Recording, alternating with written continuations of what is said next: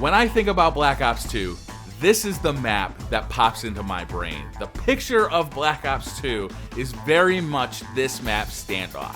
When I think about everything that's good or bad or ugly about Black Ops 2, I think about Standoff.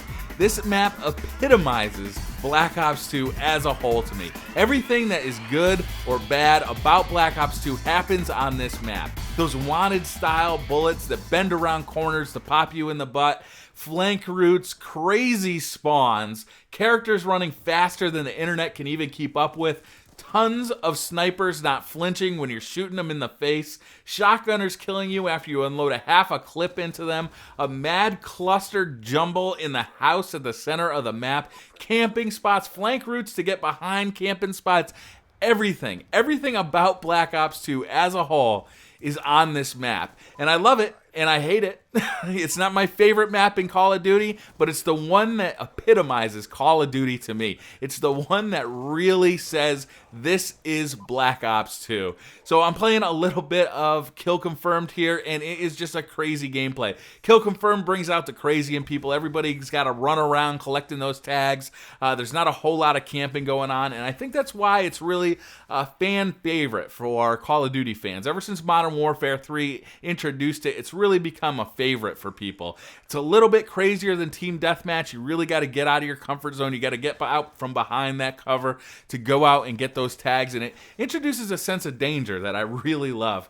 I don't really want to talk about the gameplay a whole lot during this one. What I really want to talk about is a little piece of news that came out. I read this on MP First. If you guys don't know MP First, it's a awesome kind of multiplayer news site that's you know what, I'll put a link in the description. You can check it out for yourself. It's a really cool site. It really has to deal with multiplayer gaming and the news kind of surrounding that. So if you're interested in the multiplayer aspect of gaming, it's a must read every day because they really cover everything. So today I was running their site and I was reading this story where they're saying that Destiny could outsell Call of Duty Advanced Warfare. So to understand this story, you really have to know that Call of Duty has been the biggest franchise in video games for quite some time. Black Ops 2 was the biggest selling Call of Duty game of all time. It didn't come out of the gates that well, but because people loved it so much, it really, really sold well. Call of Duty Ghosts didn't sell as well as Black Ops 2. That may be for a number of reasons. It wasn't received as well from fans as previous Call of Duties. Also, the new consoles probably affected it a bit.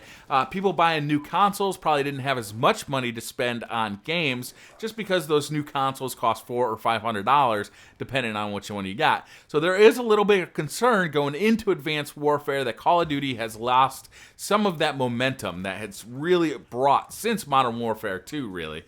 And the analysts are really saying that pre-orders for Call of Duty Advanced Warfare are way down than in previous years. But Destiny pre-orders are way, way up. They're very, very high. They're actually 6 or 7 times the amount of Call of Duty Advanced Warfare, which is really concerning if you're a big Call of Duty fan.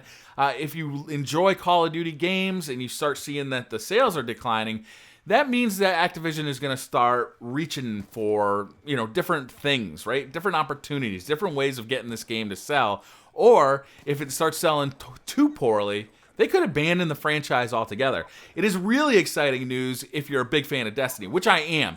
I played the Destiny Alpha. I was blown away. The amount of things to do in that game are really impressive. And for me, Call of Duty is not really a single-player experience. It hasn't been that for me since probably Modern Warfare 2. That's the last single-player campaign that I really enjoyed and remember, frankly. The no Russian portion of that was just, it was solid. It was stunning. I've never seen anything like it in a video game before. Since then, Call of Duty single-player campaigns really haven't done much for me. I hardly ever play them. I haven't played Ghosts to this day.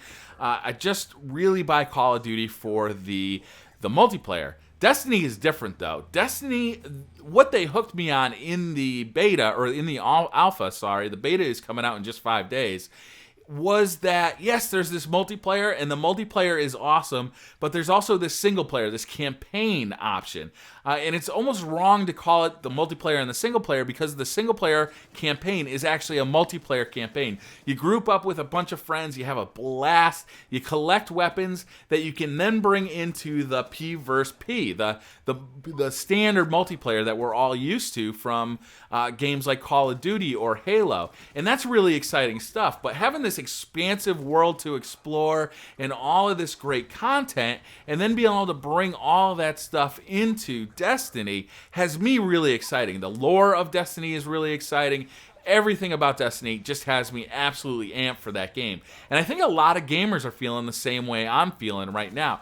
Like I said before, it looks like the pre-orders for Destiny are 6 to 7 times higher than they are for Call of Duty Advanced Warfare, which Call of Duty has been the most popular game for years now, by a long shot. It has sold the most copies every year for a very long time.